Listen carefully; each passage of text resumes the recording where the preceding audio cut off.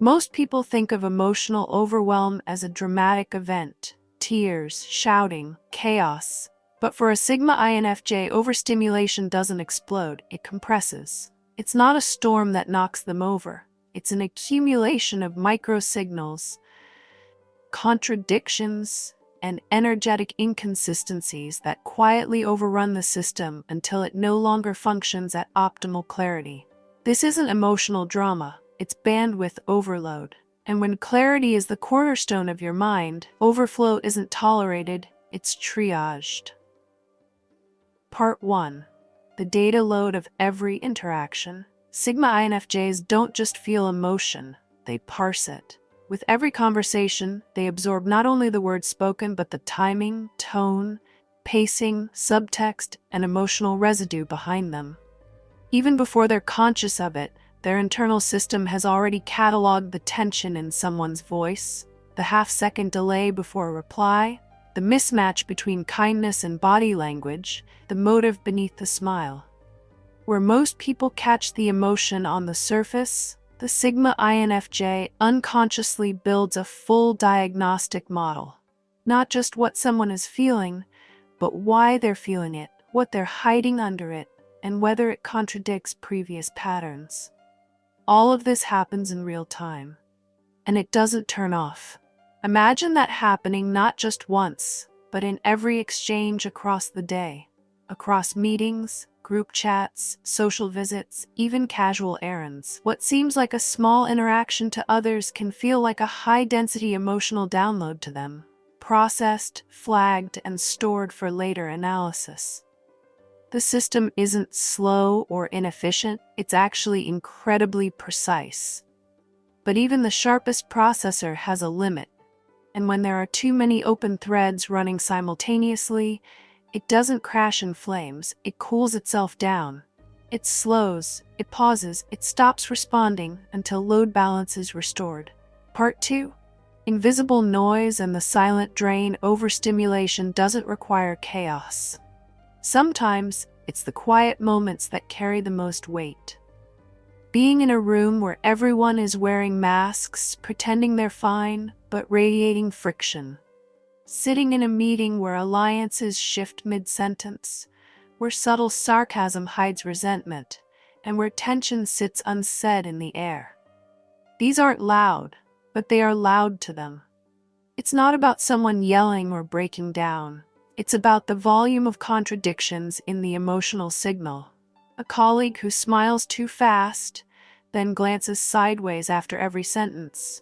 A friend whose compliments feel edged. A message that reads cheerful but lands hollow.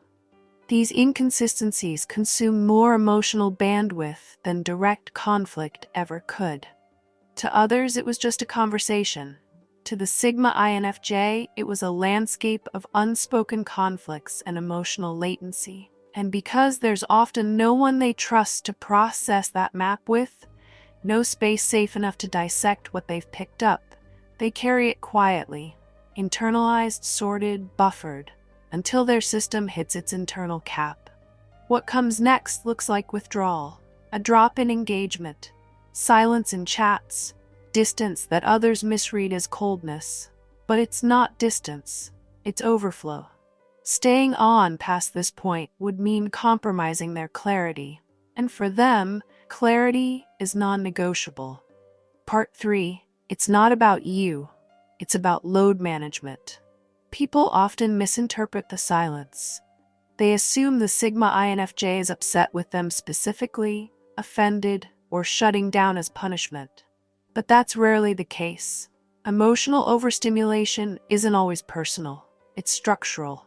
The system might be running fine with one person, but the cumulative pressure of everyone else, their unspoken guilt, their masked agendas, their unconscious demands, might create a signal environment that's too saturated to maintain clarity. When their emotional field becomes dense with unsorted data, they step out.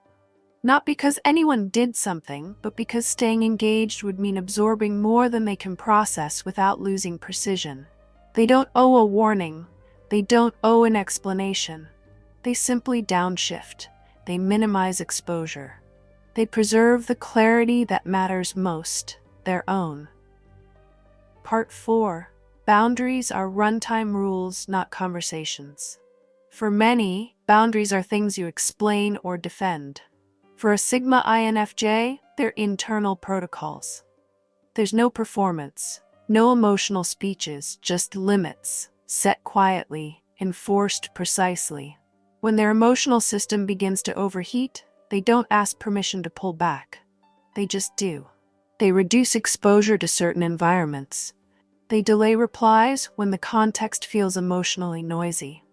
They leave group chats unread, not out of carelessness, but because the energy inside lacks signal clarity.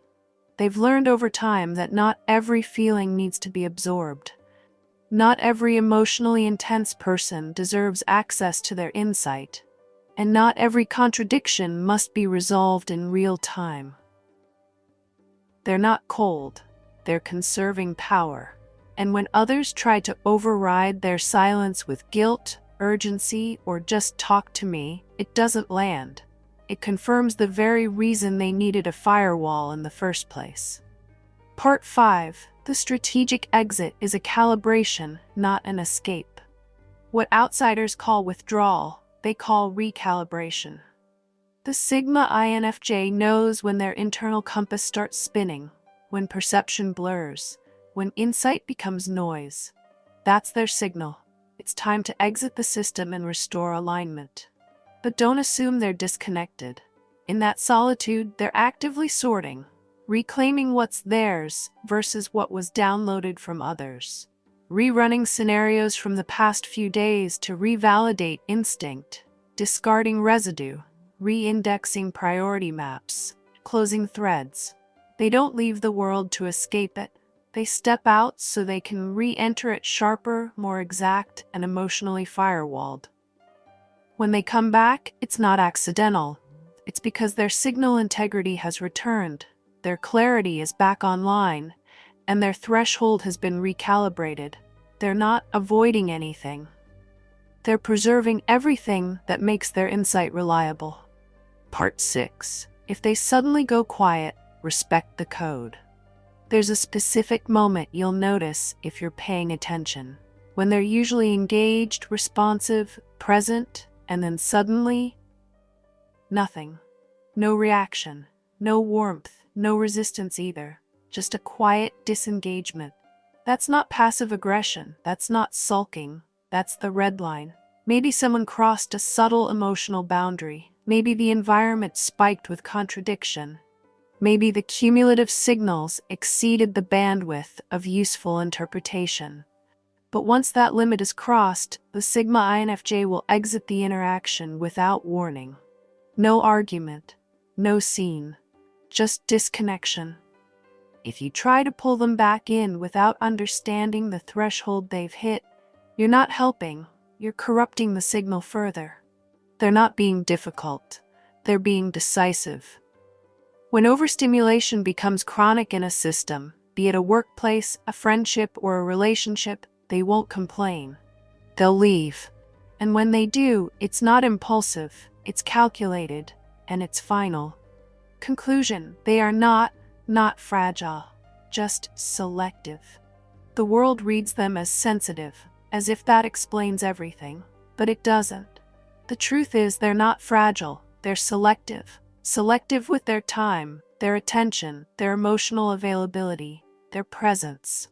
Because when your mind is tuned for precision, for signal clarity, for mapping the deeper truths others miss, you don't allow yourself to be constantly flooded. They weren't designed for ambient chaos. They were built for depth, alignment, truth. And when the environment gets too noisy, when the input is all contradiction and demand with no integrity, they don't explain, they don't protest. They simply reduce exposure, they lower throughput, they walk out of reach. Not to escape, but to preserve the clarity that lets them move through the world without becoming what the world has become. If you understand that, you won't take their silence personally. You'll recognize it for what it is: precision in action. And if you've earned their re-entry, you'll get them back, sharper than before. But only if the system is clean.